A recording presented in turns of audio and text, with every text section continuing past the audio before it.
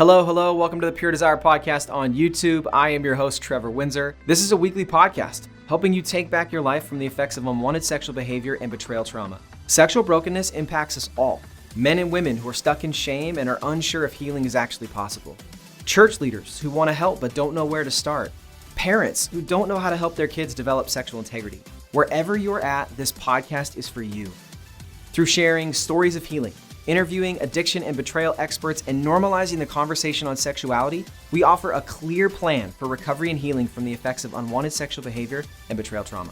You have what it takes to break free, heal your relationships, and take back your life. Make sure to like, share, and subscribe to the channel. It helps us so much and really just pushes our message forward. All right, with that, let's get to this week's episode.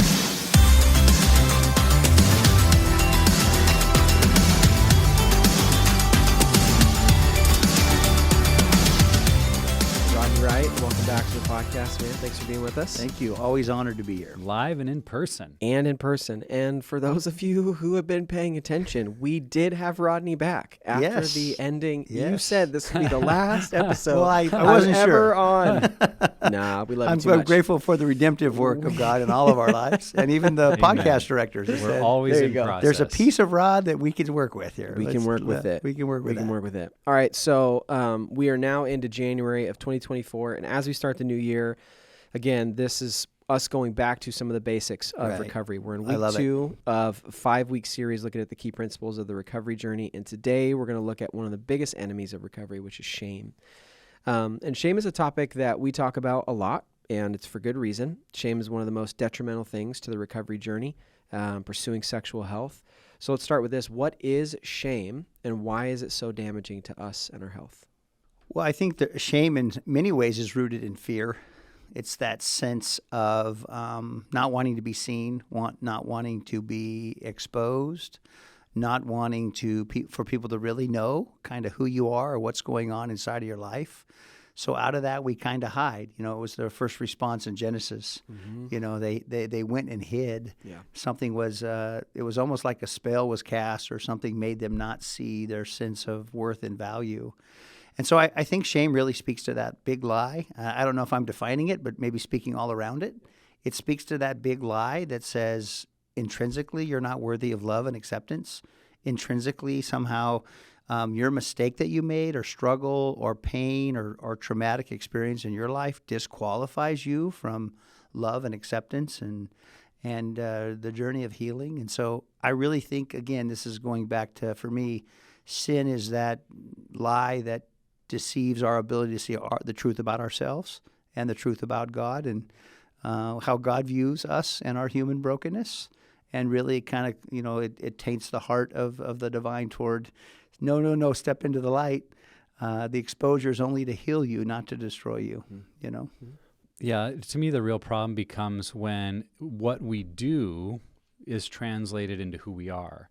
Because I think some would argue there are healthy dynamics of shame in a sense that when we do something that breaks relationship with God and others, I think we are intended to feel what some would call shame. And guilt and shame sometimes get wrapped together there. But, you know, when Adam and Eve, I think, initially felt shame in Genesis 3 over breaking God's, one law, it says they felt shame. And several of the Old Testament prophets kind of call out Israel for not having any shame over her behavior of idolatry and adultery and turning away from God. It's like, is there no shame in Israel? And in that regard, shame is meant to be a response of I'm feeling this emotion of having turned away from God and other people, and it's meant to be redemptive, to bring me back to what I ought to do. But where it becomes dangerous, and we see it in Genesis 3, is that very quickly the shame we feel begins to define who we are. Because Adam and Eve's shame caused them to cover up and to hide from each other by putting on clothing and from God, by physically hiding in the garden, because they believed in doing something wrong, there's now something wrong with me. And that's the kind of shame that keeps us trapped and perpetuates cycles of addiction, is when what I do, that I do these bad things or wrong things or hurtful things or things I've promised God or others I wouldn't do anymore, now becomes a sense of identity of it's because there's something wrong with me. I'm the thing that is wrong. Right. And as long as we're stuck in a thought pattern that there's something wrong with me and who I am, in a sense, we will act in accordance with what we believe to be most true about ourselves. And so if I am a shameful person, I will likely do shameful things because I just believe that's kind of a product of who I am. And until we can get into that root lie about our identity, our value, and our worth, as you're saying, Rodney, addiction or any kind of problematic behavior is going to be really hard to change long term. And that's ultimately what we're after is long-term change, not just Band-Aid approaches. And you well said, I think there is some different thoughts between guilt and shame. Guilt is I did something wrong and I'm aware of it, and that guilt leads me then to take positive action. Shame is maybe I did something wrong and it casts a negative light on who I am, and I'm less likely to take action. So in some ways semantics, but I think the ultimate thing is that there is a negative piece of shame that entraps us and keeps us stuck and doesn't help us move forward in recovery. And so that's a part of just, really seeing the clarity of our identity, and grateful for, groups and resources that people are there to say, we see you, we know you, and we love you. And there's a place for you to heal here. He's already jumping to the healing, so we can't go that far. We'll get there. This is such a big healing fan. It just oozes out of me. Let's talk That's just about premature healing happening already in the room here. For sure. Yeah. Let's talk about some of the sources of shame. Like, where does this tend to develop in people's lives? Well, I think when I was a little kid, I remember the church lady saying, "Shame on you." That old adage, or they used to say that as a motivator. To try to help people move forward. And I heard one person use the phrase "shame off you," as an antidote to that. Yeah. But it could happen many times just as a little kid in our family of origin, and how those family systems, how safe they are, how much they focus on growth, not necessarily perfection, and a sense of as a kid, how open were you when you made a mistake? You could go to mom and dad. They were the safest people. They provided a framework for you, or school, or siblings, or whatever it may be. I think there can be just a lot of traumatic things that happen in life that somehow create fear in us, where we don't feel like it's socially or culturally acceptable to be open about something. And that's where, for me, there were so many wonderful aspects about my faith upbringing that I'm thankful for. Oh, yeah. But it wasn't perfect. So many great things about my family of origin, but it wasn't perfect. And my kids are going to say the same thing about me, But I think just trying to be as healthy, or move toward a healthy place as we can as individuals, as families. Yeah. But I think many times it happens at a young age where we don't feel safe, and for whatever reason, the culture doesn't make it a safe place to move toward healing. Family, individuals, even religious cultures for leaders. Yeah. It's funny. I mean, surely as a parent, I have made my sons feel shame, but I've also seen moments where he, specifically our almost 7-year-old, is at the point where he does something wrong and he runs away in shame. He feels it. He, senses that. And I think, it's part of the fall, I think, in some aspects.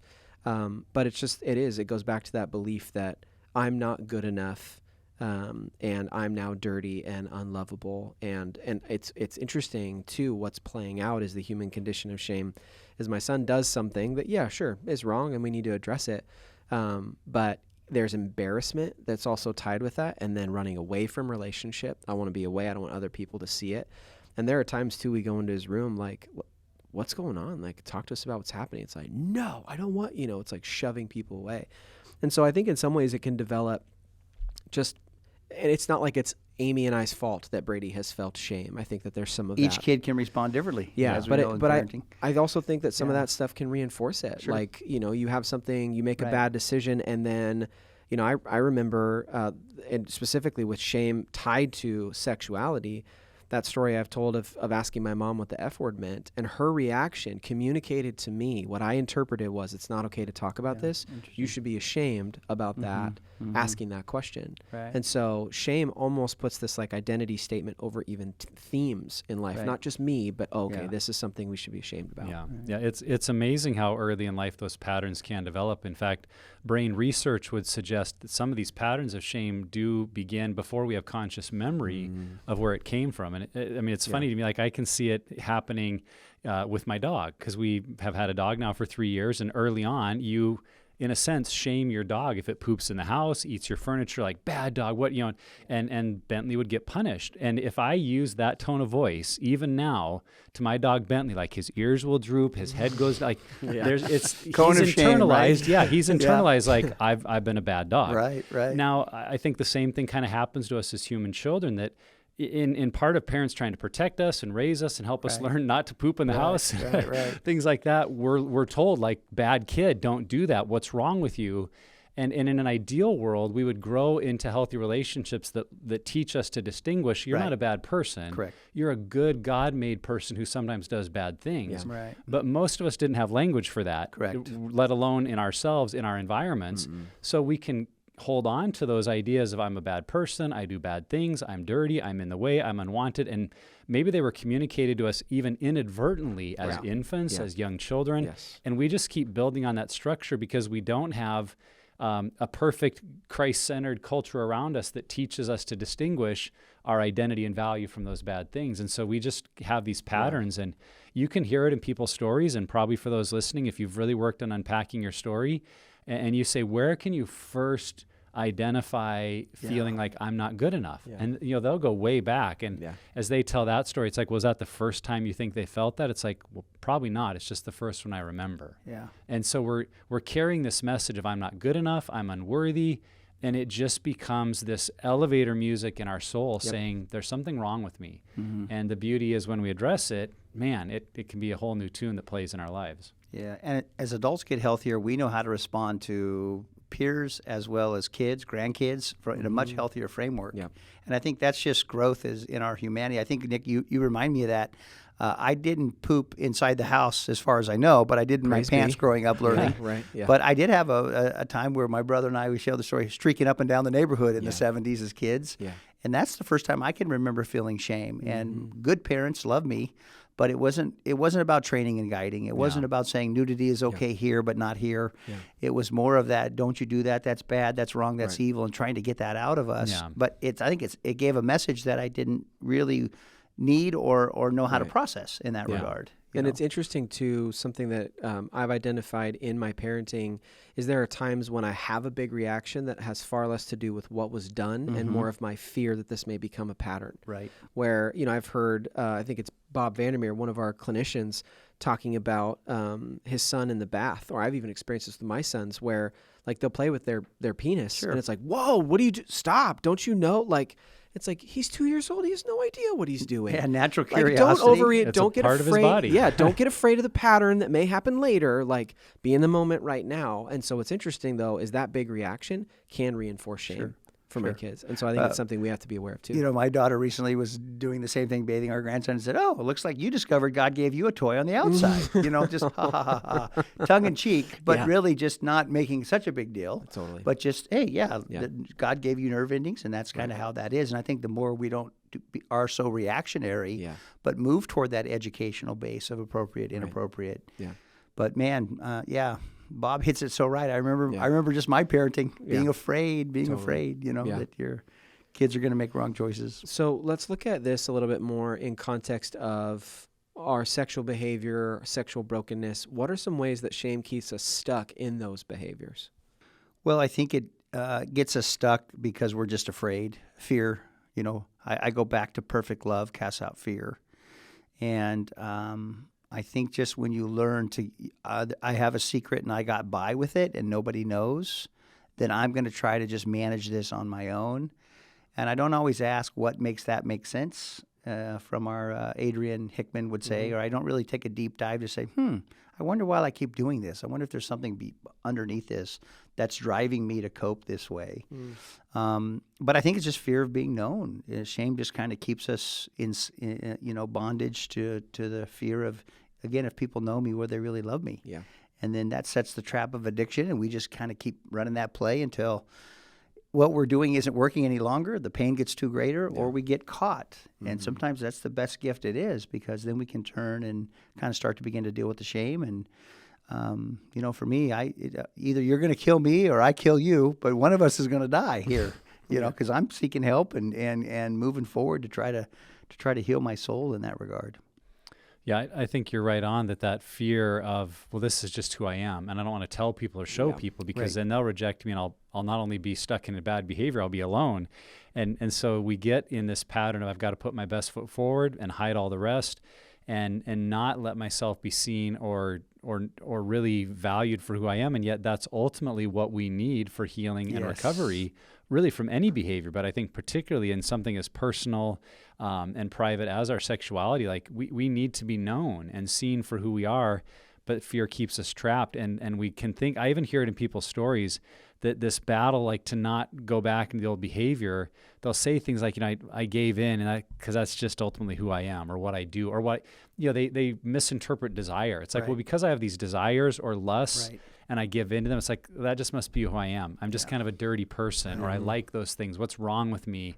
And no one has helped them challenge the assumptions they have that that's not who you are. That's not your identity. You're not living out your true God-given, he didn't make you that way. There are realities of living in a broken, sinful, fallen world, the pain that happens to us as kids, the patterns we learn. But all of that, I love the language that Jenna Riemersma has used when she talks about all of us being made in the image of God, and that sin is less about bad things, but it's like something covers over that mirror of our truly reflecting God's image in us. And that would be, I think, a good definition of shame too, that this stuff crowds in and we can't see who we really distorts our vision. And then we get stuck in the patterns that kind of perpetuate who we think we are when it's not the truth. Right. Yeah. And the only way to get out of unhealthy behaviors is to admit that it's there and ask for help or seek help. And shame keeps us from that. Because at some point in our story, we learned it's not okay to talk about this. It's not okay to admit I struggle. It's not okay to ask for help. And Nick, you talked about it in our previous episode when we talked about isolation. Like, we're almost taught culturally that you can do this by pulling yourself up by your bootstraps on your own, the Lone Ranger. That's how we do it. When in reality, that's never the way God designed us to heal or become more sanctified. It's always in relationship with Him and other people. But shame keeps us away from that. And I keep going back to what we've already talked about. It's fear. It's fear of rejection, fear of someone reinforcing that is dirty, you are gross, you are unlovable. And that's why we get stuck, is because we don't want to experience the same thing we've already experienced in life. Another adage is fake it till you make it, and I think that's such a big lie. We kind of say it tongue in cheek is a funny thing, but it's really a sad thing. Faking it doesn't help you or anybody else around you when you have to cover up and hide. And so the more we can learn to create authentic communities to say this is where I'm at and I'm either stuck or need help to move forward, boy, that's actually to me a really wonderful place, because I think that creates joy in the heart of the divine, because we're learning how to trust and learning love is breaking down those walls to see our true identity. So maybe one of the reasons we don't deal with shame as serious as we should is we might be listening to another lie that says, well, this is just about me. It's only impacting me, and I don't want to, bring it up, burden others. But Rodney, what are ways that you have seen that shame impacts our relationships, our spouses, our kids? When we're carrying shame, how is that inevitably impacting others? Well, Tracy would just always say to me, what you model is more important than what you say. So sometimes if you don't even really see it, but I think, for me, I've shared my story many times on the podcast, but I found sobriety from behavior, but still had a lot of shame connected to my sexual addiction or to pornography and acting out. And so, boy, that shame, I think, was a piece of my journey for a while. And I think it did affect my kids in the sense of just I couldn't go there to talk about it as freely as I could, or it maybe impeded me from living in fear. I hope they don't, or walking on eggshells around that subject matter. And that's why I'm just going to go back to do a shameless plug. Shameless, here's that word. But that's where, when I started Pure Desire in our local church in Coeur d'Alene, Idaho, and I shared my story with our congregation about my journey of healing 16 years ago, and then I led groups, and then the Christ in Nick began to speak. The Christ in Nick began to speak to the brokenness in me, and the Christ in Trevor. The groups of Joe and John and these guys, it really began to heal the shame of like, wow, I can be loved and known. That shame for it lifted for me. And so that's what I'm saying. And then guys would say, nothing has discipled me better in my faith than these 7 pillar groups, because they really found that, wow, I can be seen and known and loved. Yeah. And so it was community for me that really healed that shame. And I think it does affect, to hear one of my kids say, Dad, I wouldn't be this long on my recovery if it weren't for you. Thank you for leading the way in your authenticity. I now can look at some of the things in my life. And, that was probably one of my proudest days as a dad, when my son could look me in the eyes and say that to me. I'm farther along because of your authenticity and you're being real. Yeah. I mean, what more do you want? That you can help your kids really know how to love themselves well. Yeah. And grow in that. Yeah.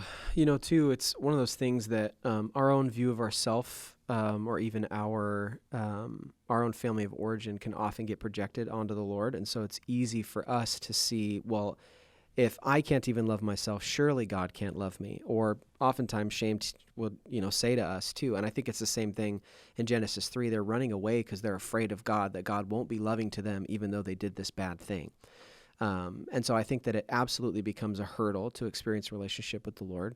It also creates secrecy and creates isolation and pulling away from community and relationship, which if you've ever been in a relationship where you see that play out, you may not know what's going on, but you feel that. You feel someone pulling away in relationship.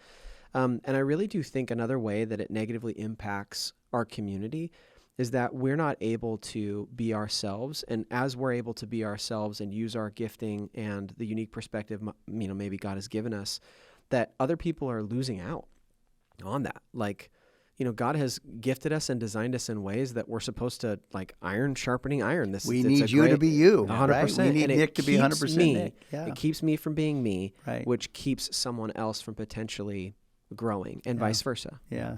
Well, and I think one other aspect of how shame impacts relationships is it really can twist relationships because of what we're trying to get from them. Right. So if you think about this being an identity issue, and we're meant to find our core identity in who God made us to be and being made new in Christ, but I'm carrying around a false identity of I'm not good enough, I don't have what it takes. Yeah. I know for me as like a people pleaser and being something I really struggled with, what I was doing in those relationships was trying to get you to help me feel like I was good enough, or like I did have what it takes. And if I wasn't getting that from you, particularly if we were friends, or you were my wife, or people I was leading as a pastor, like I would find myself making decisions to try to pull that out of like, am I enough? Do I have what it takes? Do you love me? Do you value me? Not realizing that ultimately that was a shame message that I was trying to fix through others, that really needed to be addressed first with Christ. And others can be a part of our healing, but not if what we're trying to get from them is, am I good enough? Or do I have what it takes? Like that has to get answered in a deeper way, so that then when I'm in relationship with others, I know I'm good enough in Christ. And whether you think that or not, I mean, it's still going to bother me. I still have some people-pleasing tendencies, but I don't need you to identify who I am anymore. And that Nick, really makes a difference. You had the courage to take a deep dive and go there and ask those questions about why do I do what I do? Where's that coming from? And so your recovery, your groups, your the things you're giving yourself to have really helped you in that process. And I think, yay, that you've invested in yourself enough to discover and learn and grow. Yeah. And I think that's what we'd like all of our listeners to do, is say, yeah, you're worthy of help. Go get it. So let's talk about that then. When we've identified areas of shame, obviously there's, shame that gets carried around, sexual brokenness. What does it practically look like to address our shame? Like, how do we attack it? How do we break it down? What are practical ways people can do for that? me, it's showing up around people that I can be real with. And so, your addiction maybe has a certain level of shame. But I found shame even around just parenting. And, Trevor, you mentioned this about Bob Vandermeer and just all of us that are parents. Yeah, right. But there's that sense of like, I even felt shame sometimes about feeling uncomfortable feelings. Like when I just feel negative emotions, or I don't want to say negative, but emotions that cause discomfort. Yeah, right. And I don't want to feel those. Yeah. Even about this anniversary last year of my dad's death. The 28th of November was a year, and I was having a rough day, and I felt all kinds of grief, more than I even did the day he died. And I went to the Hillsborough airport because I was working out of Portland those times, and sat at the airport and watched his funeral and cried, and I just felt awful. And I thought to myself, old Rodney would have stayed in, I can't let anybody know I'm feeling this. And so I'm just looking for dopamine. And so I would have looked and said, okay, where's the nearest dopamine, right? Right. And I didn't do that. I allowed myself to grieve. I called a couple of my buddies and said, hey, this is what I feel today, and I really feel it. And I don't want to, but I know it's good for me to let this out. And I was saying that because I the next day I was talking to Tracy, and I said, as I was reflecting on that anniversary of my dad's death, I really had compassion for young Rodney. He just didn't know any better. Whenever he had anything that made him feel insecure, sad, any kind of shame, man, he just ran to the nearest dopamine outlet and just tried to feel better instantly. Right. And so grateful that wow, we can still learn and grow, and I can even show up. And so even today, I called a friend, Martin, from Canada, and we processed parenting together. And I was just so great that I could just show up and say, Martin, hey, this is Rodney. Just want to do a check-in with you, and how you doing, and this is what's going on, but not have to pretend. So the more you can get around those kind of relationships, and that's why we just take such a big view about recovery movement and about the work of showing up and being real with people. And I'm grateful for our office here at Pure Desire. Back in 2023, I got to work there at the end of the year, and I really enjoyed that. Of course, Nick was on sabbatical for a while, but I love this environment, and I found it to be really great because it's a place where we can just be real and honest. I don't know if you know this, Nick, but he camped in your office the whole time. I gave him permission. Okay, I did, yeah, exactly. Please, I just dreamed, what would it be like to be Nick Stumble on that? No, this is mine. Nick's boots, not mine. This is not my seat. It's just the space I happen to Yeah, occupy it was once great. in a while. But that's what I'm saying, Nick, just being around people where Yeah. you can do that. And I think when you get that and you feel that it's okay to be real, man, it doubles down and reinforces that. Yeah, I mean, for us, we can't underscore enough how important the group environment is, and particularly one that's structured like a Pure Desire group, where the expectation is that we're here to be real and go all the way to the core, and not just kind of play around the edges. Authenticity to the when depth. you show up in a group where that's not only invited, but even to a degree expected. I mean, it's like the classic AA group. It's like, well, if you walked in the room, it's because you got a story to tell, and we're not here to just shoot the breeze. Like, tell your story. And I think a Pure Desire group is that, because when we identify those stories of shame, pockets of shame in our life, and we have the freedom to tell that whole story and that cohesive narrative of what led to what, and seeing what's created kind of my patterns, that really gives us some tools to begin addressing it, to changing those messages, inviting others into the process. And, I would say it's ongoing. I realize one of the things I'm dealing with is we have our oldest daughter's in college now, and she's attending a private institution, which is expensive. And I can have shame messages of, if I was only good enough as an entrepreneur, a businessman, investing my money, spending money, like I should be able to pay for her college, because she's really stressed about loans and finances and all that. And rather than just being kind of present with her, I find I can get really, really anxious. And I'm just now identifying in these months, like, oh, it's because I hear a little shame message that does connect with some of my family's origin of being, my dad pastoring a church of 20 people and having to work on the side. And I mean, them just scrambling to make ends meet. And some of those feelings of like, man, to be a real successful person is to provide for all my family's needs. Right. And now that I feel like I can't, because college is dang expensive, it's like, oh, is there something wrong with me? And just, in those moments, like, oh, we can learn a ton about shame and yet still have things that trigger it. And so I think just staying aware of that and being able to process it with people and coming back to, that's not who I am, that's not my identity, but there's a reason I'm feeling this. Now let's process it and work through it so that I can be supportive of my daughter as she makes these decisions. And there are hard decisions she'll have to make about how much loans she wants to take out. But if I enter into it with shame, it's just going to make the whole situation worse. Versus if I'm like, hey, I'm here to help. What can we do? Here's our limits financially. We can help some, not much, but some we could do with. And and then we can figure out together what to do. So I'd say it's an ongoing process. I appreciate you talking about that, Nick and your daughter. I just have to share this story. I was at Nick's house back in 23. We had our Christmas party, and I got to be around Carter, Nick's son, who's he's like 6'9", not quite, but he's close to 6'9". I haven't been 6'9", and he's a swimmer. And so I came up to him, Carter. Carter's the older one, Luke's the younger one, and I said, Carter, I knew you were only like 6'1", way back in first grade, because he's so tall, just really growing into. So I had a handsome, strong young man, but. That sense of like, even in families providing as dads, or even in those little pieces, Nick, I mean, way to go, because I think that it keeps us showing up and being real and giving voice to it and continuing to just grow. I mean, we may have voices that we fight all through life. I don't know that it ever ends, but we can build a resilient muscle that's strong. When we hear it, we can identify it. Isn't that recovery? I mean, it's not like you're one and done. It's like, oh, I hear it. I know where I'm at. I get out. I don't stay in it. It doesn't affect me long. I think the only thing I'd add is just that shame seems to grow best in the dark, and the way to address it and to break free from it is to bring it into the light. Is in relationship, being honest. I feel like is just one of the, and again, really scary, super scary, especially if it's a massive struggle you have, or it's going to hurt people when they find out, but honesty, bring it into the light. Yeah. So let's say we're making some progress in that. Maybe we've done group, or we're starting to have friendships where we're able to really open up and be real, and we maybe feel like we're getting some traction on shame. What are the ways we might identify, just like we've been talking about, that we could see shame creeping into other areas of our life? And how could we create a way of life where we were just continually working through our shame? If it's something that might be with us, as something we're working through for all our lives, what does that look like, Rodney? Well, I go back to my recovery group. It takes me back right to 7 pillars, and I talk to my guys about our commitment to change. What is it we're working on that creates self-awareness in us?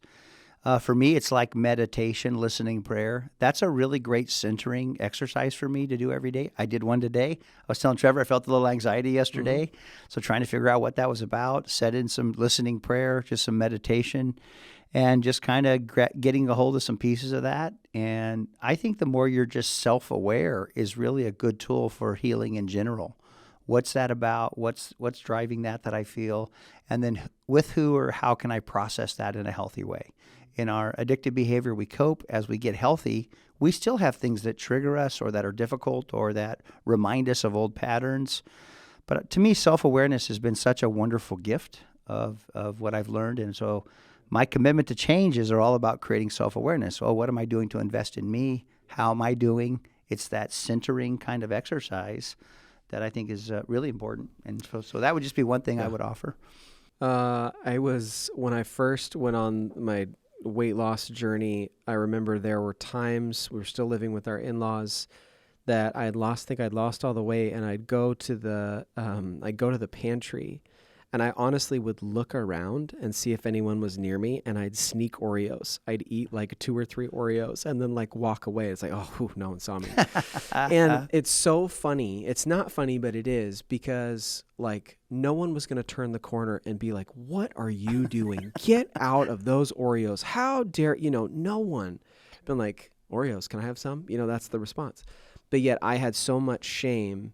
And what identified it for me was the secrecy. Yeah. That I didn't want other people to know about this. And so half-truths, lies, secrecy, deception, that for me, when that starts to creep in, or the desire to do those things, that's like, there's shame here. Like it's very, very clear that I want to hide something here.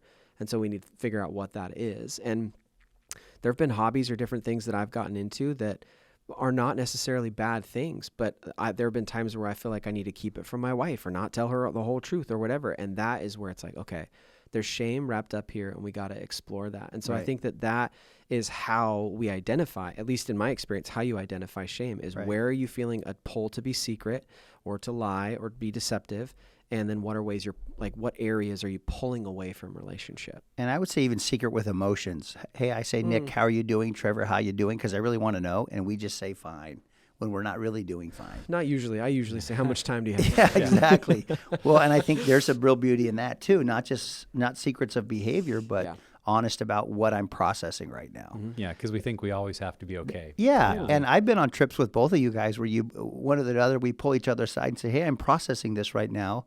Would you mind helping me navigate through this or thinking through what's going on here? I think 2 areas that come to mind for me of kind of paying attention to where shame might be creeping back in. Number 1 is self-talk, and 2 is anger. I think we all have some self-talk messages maybe we're susceptible to. You're such an idiot. What's wrong with you? Yes. You're a loser. I'm worthless. I'm always going to be a failure.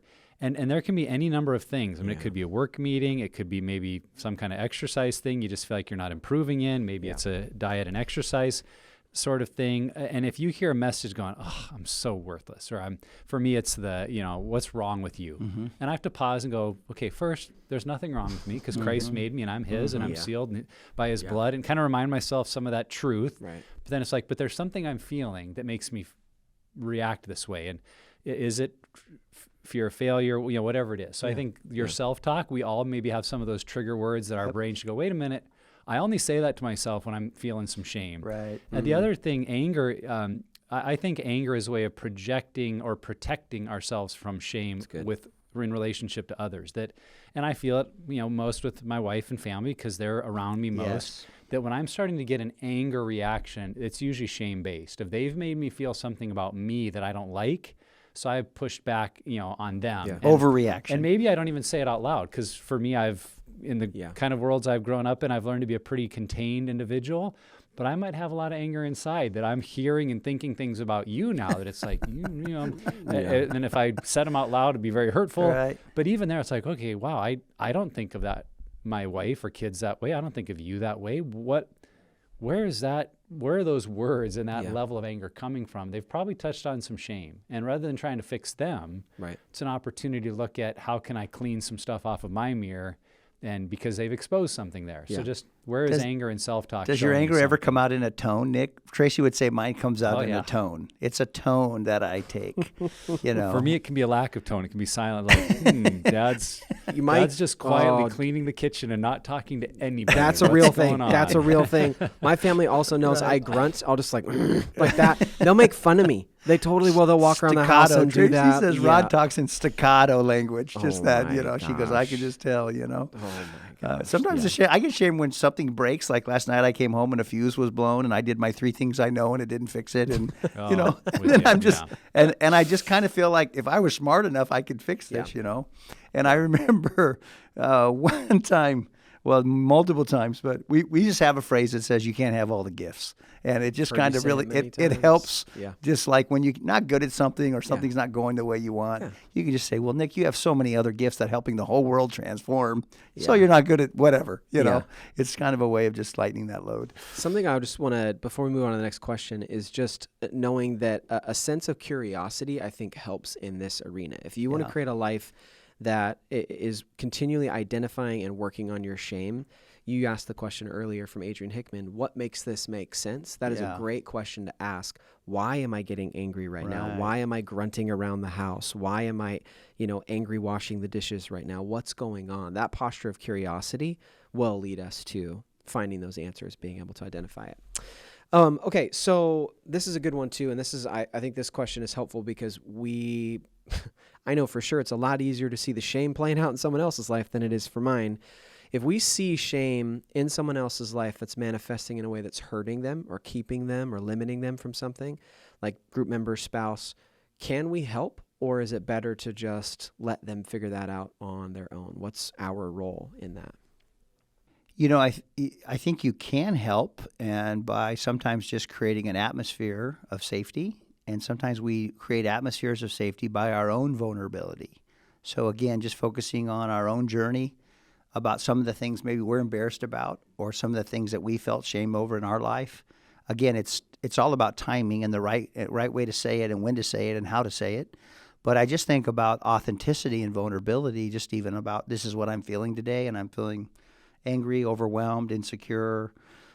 So I think if you model that kind of atmosphere as a human being in your group or in your marriage or in your with your kids, I think that itself is a great way to open the door, because then they would perceive, oh, Dad or Rodney or my group leader, boy, he was real honest about his challenges of being a parent.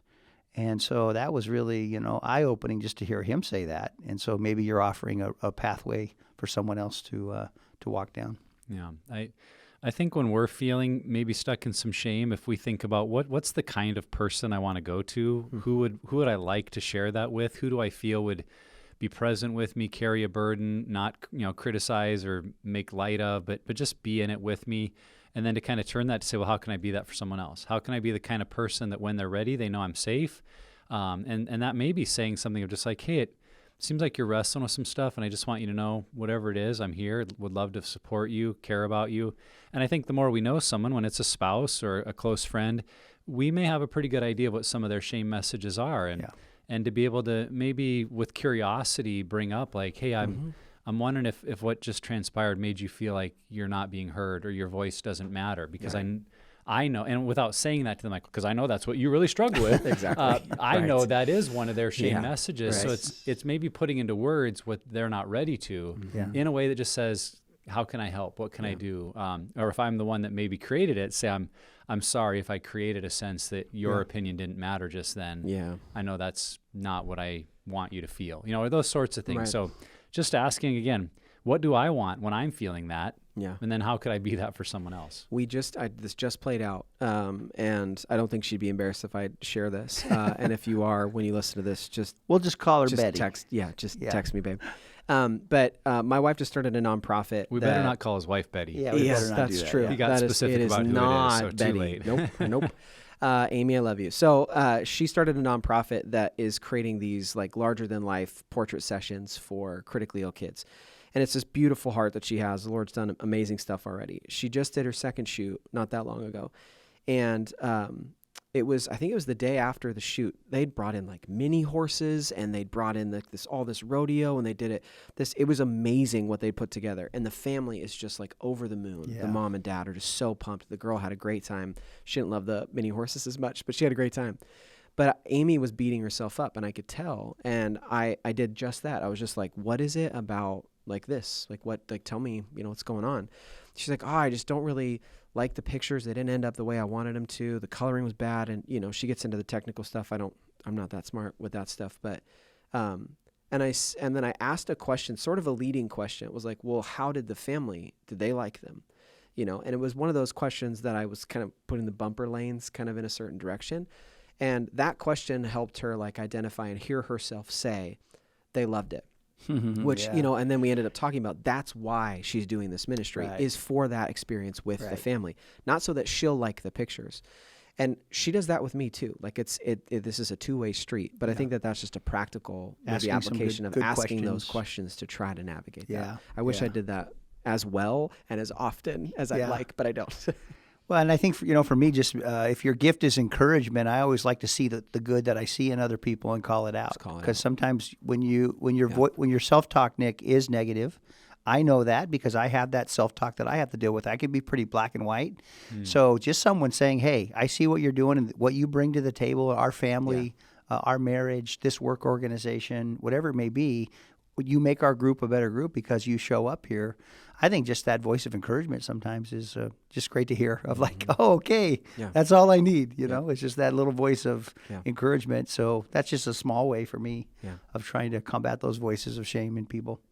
Yep, reminding people in any way we can, they don't have to be perfect to be loved, to get our love, that we're people in process too. I think as you mentioned, that kind of that modeling of, hey, I deal with stuff, I know what that feels like, and I'm here when you need an ear. That can be so valuable. So as we kind of wrap up this key principle of recovery, what are some thoughts we'd want to leave people with, Rodney, about why is addressing our shame so important to the recovery journey? I think as just people of faith, we would just say it's what the scriptures call the healing of our souls.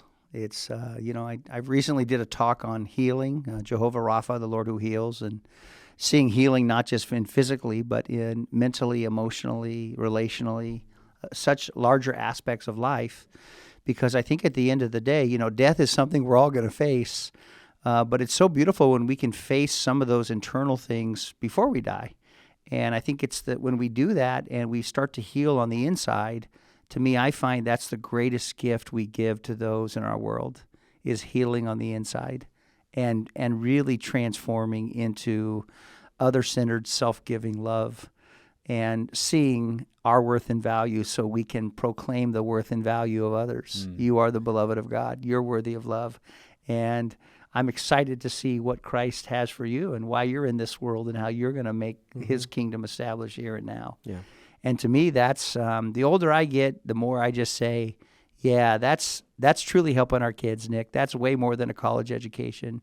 That's way more than resources or, certain things. Is just that sense of like that internal healing. And so that's why I say to my guys, I've been in recovery for 26 years. Why would I stop now?